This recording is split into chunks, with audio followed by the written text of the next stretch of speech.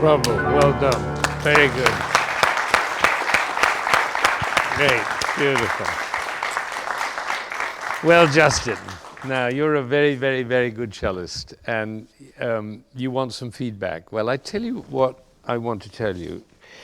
You remember I told the story of the child who went to Piatigorsky and he was too old at 7. You're 16, and 16 is the cutoff age for musicians. Who you are as a 16-year-old is going to be who you are for the rest of your life. That was a surprise, wasn't it? Most people thought you were 23, right? You're 16, right? You're a junior in high school. Actually, she is too. Isn't that fun? So here's the thing. You're playing very well, and your cello playing is good. It's not perfect, but it's very good. And lots of things about your cello playing. But what really the issue is what are you saying when you play? What are you telling? What are you revealing about yourself and your understanding of Dvorak and of this piece. And that's what I want to talk to you about today. Now, you know something about, you know where he wrote the piece? Where was he when he wrote the piece? He was in the United States. Was he happy here? I think he's a little homesick. He was very homesick, exactly. He was very, very homesick. And he was homesick for his, where is his home?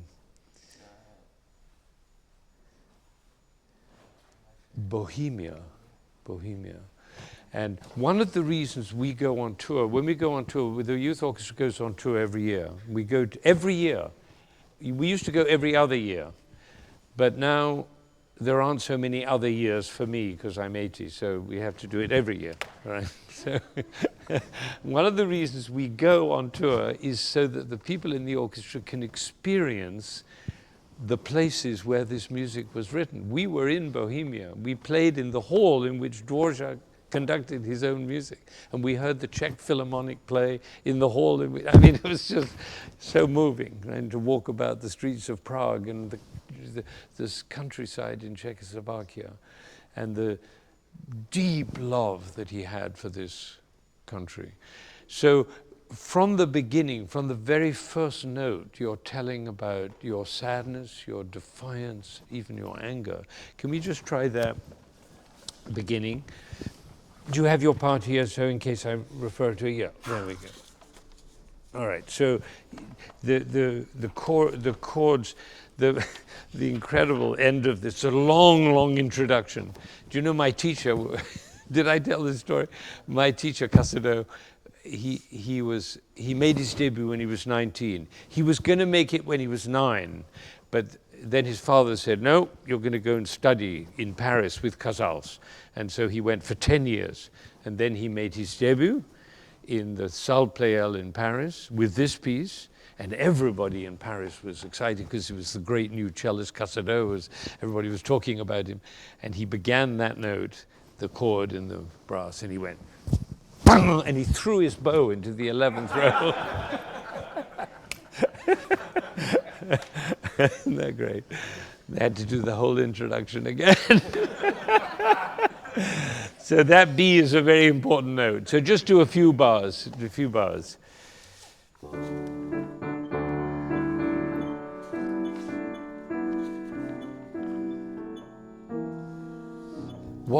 who's playing that chord? Describe that chord? What part of the orchestra?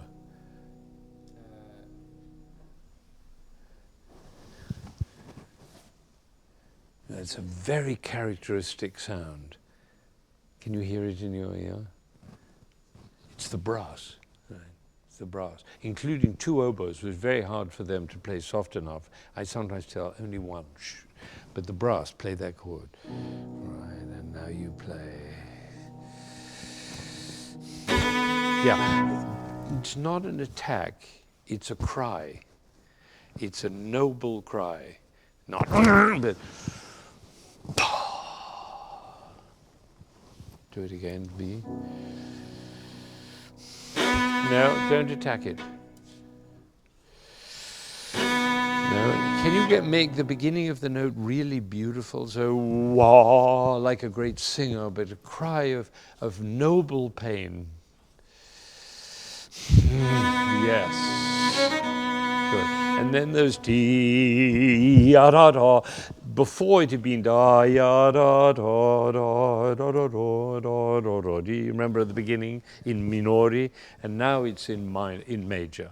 So da ya da da.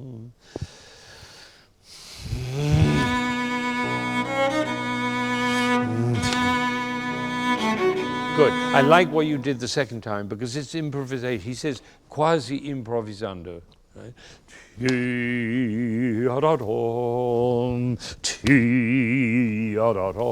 You know he wrote that tune somewhere else. Have you ever heard that tune before in Dvorak?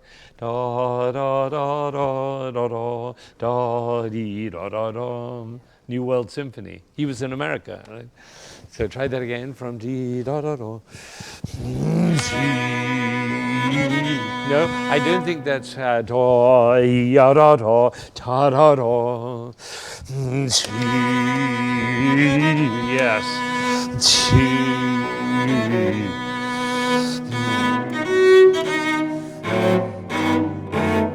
Yeah. Now those chords. Wah, wah, wah, wah, wah. Where are they going? Where are they going? So dee da da da da dee da da, ta ya dum ba dum pum pum pum pum pum. There. Right. To dee dee dee ta ya. Everything in music has to have a direction, not well, and make the chords beautiful. Do it again, and no break. Da ya da da. Don't make a hole in the music. Can you look defiant and noble? Put your head back.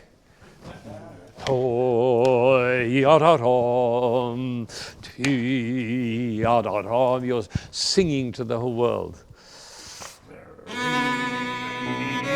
Yes. Now.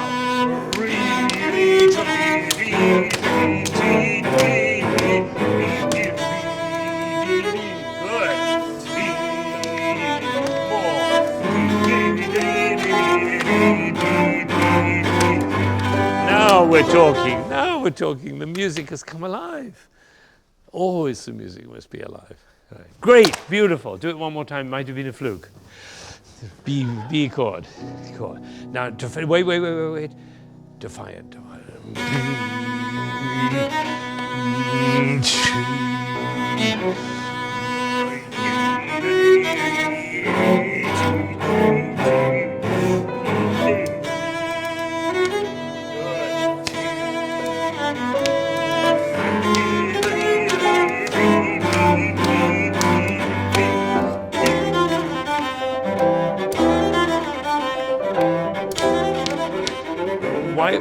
Why do you rush suddenly? No. He didn't say accelerando molto, but that was great what you did. This is fantastic. Now let's do from right, buddy.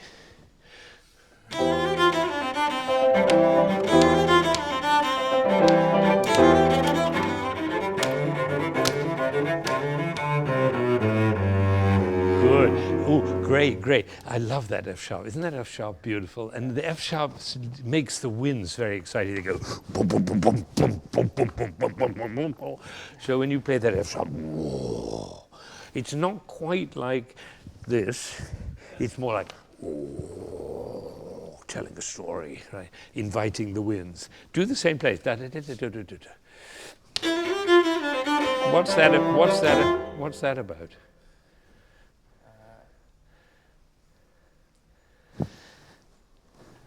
Playful, yeah. That's how that. Playful.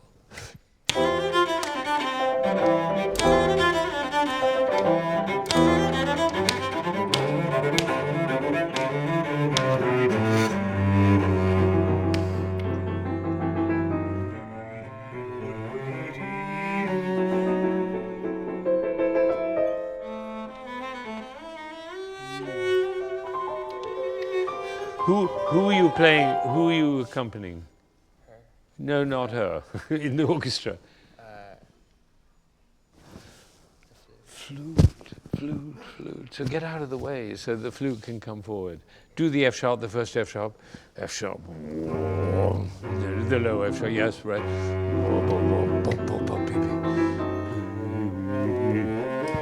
Better, much better, but you can make it even more like a story. Should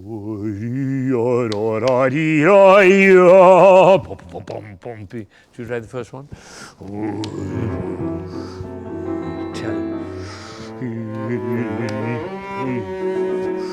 What happens next? Flute.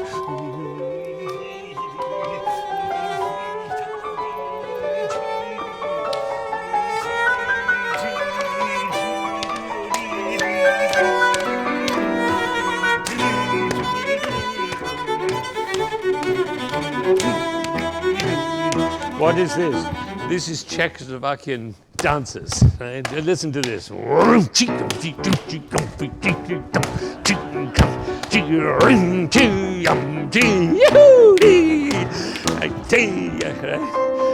Do you notice while the flute was playing, I was encouraging you to move because it's always going somewhere. So do the trill, the beginning of the trill, and we're going to get the flute to get more and more intense and excited.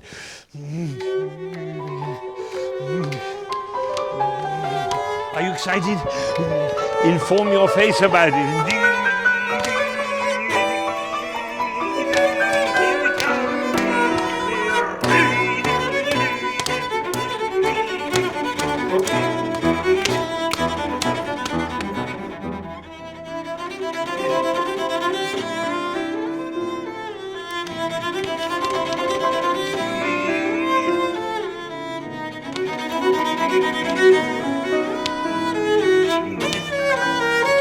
What is this? What is this? What's happening? It's like like the Brahms. Same notes, actually. What is it? Like a little angry or little.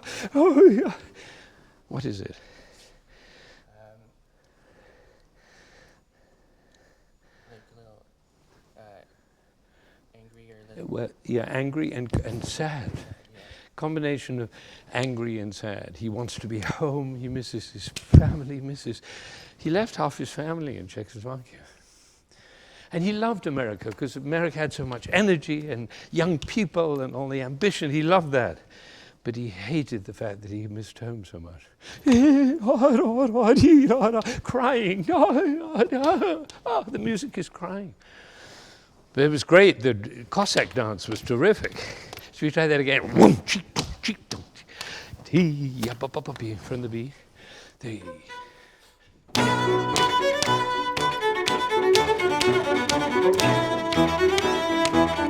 Remember home.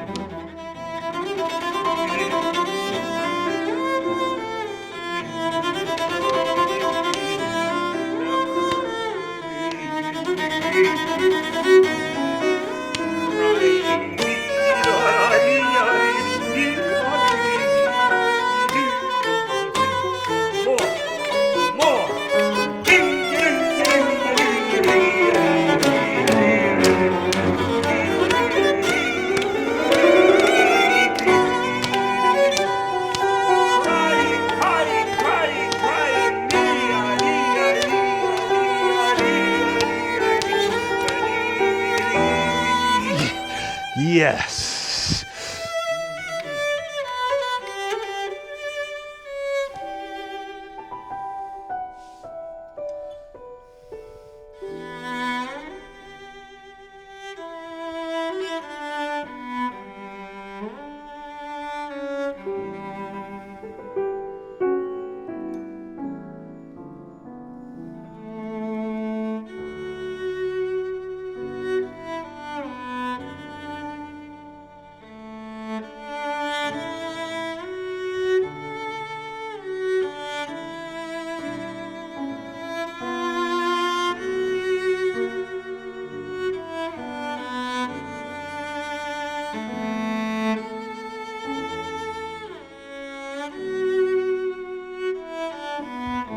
Good. Now look, you're playing this really, really beautifully, but I want to say something to you about this.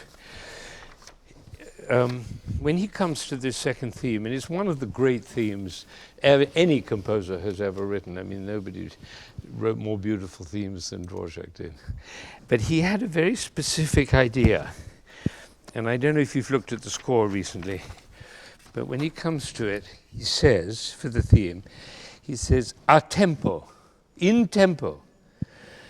Well, what's the tempo? Well, the tempo is 1/16 for the piece.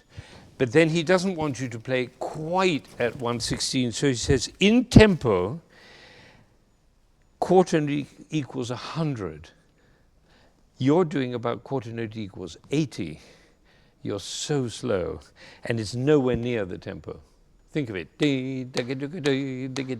That would be he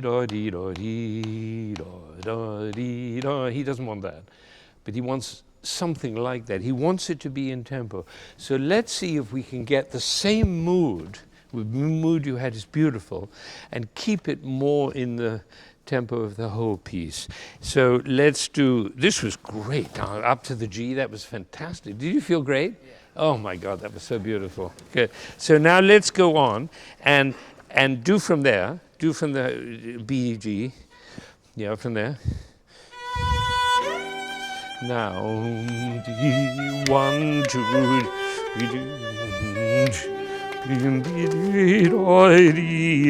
tempo. No, I'm sorry, you were in the, sorry, he was doing the first one. I'm so sorry. Didn't make that clear. Yeah, do the first one.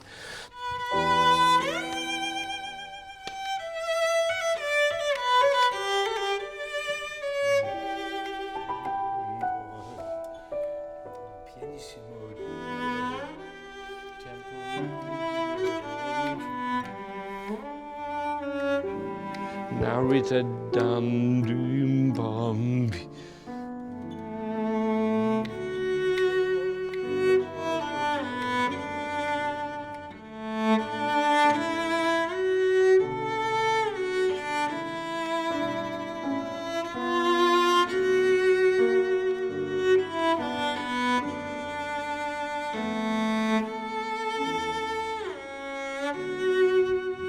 Okay, now there's another tradition I want to address, because that everybody plays that too slow, that piece, because they love to indulge there.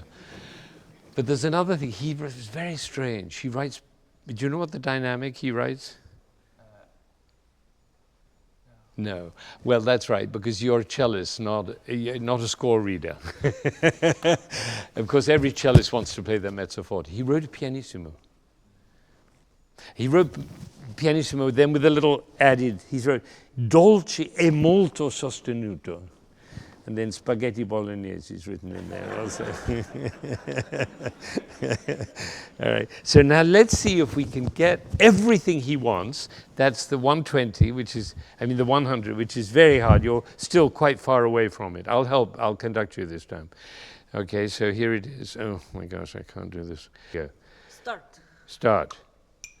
All right, that's his idea of the quarter note. All right, so now I'm going to help you, and you're going to play pianissimo. All right, so we're going to from the B, G, but the second time. 1, 2, 3.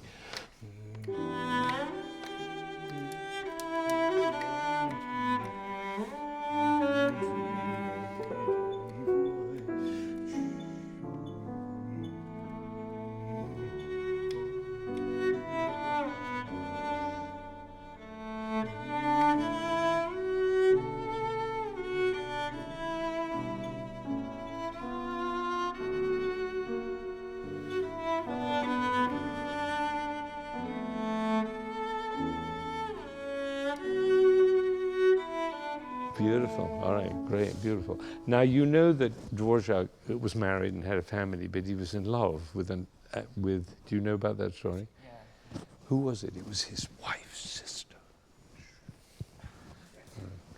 He was passionately in love with her. And of course, the end of the piece, he changed the end because she died, you know about that. But at this moment, I think maybe he's not only thinking about Czechoslovakia, but he's thinking about Josephine.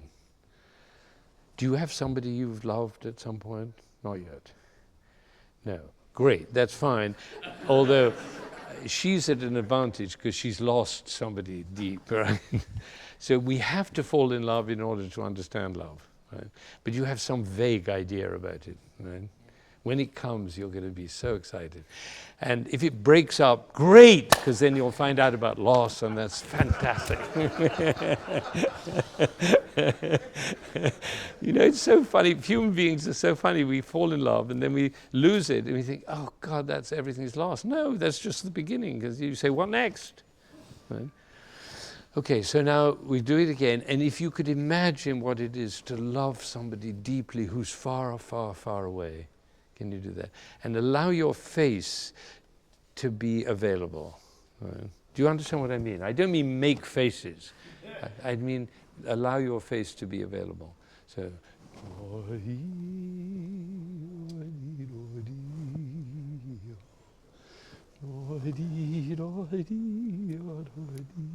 That's what's so beautiful about that tempo, because you can move it. So just to the 2-bar introduction.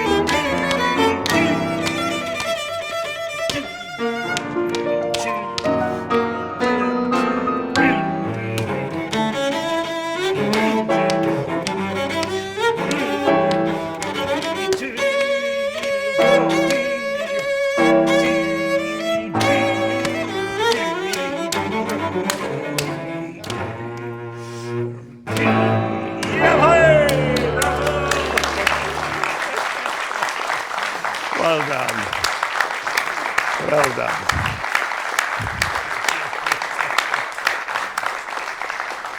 Music is a language. It's not something you do, it's something you be.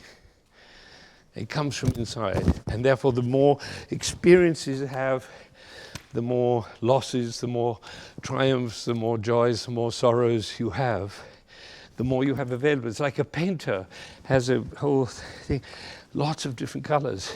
A little of this, a little of that, a little memory, a lost love, a hope, a dream, a triumph, a disaster, a loss.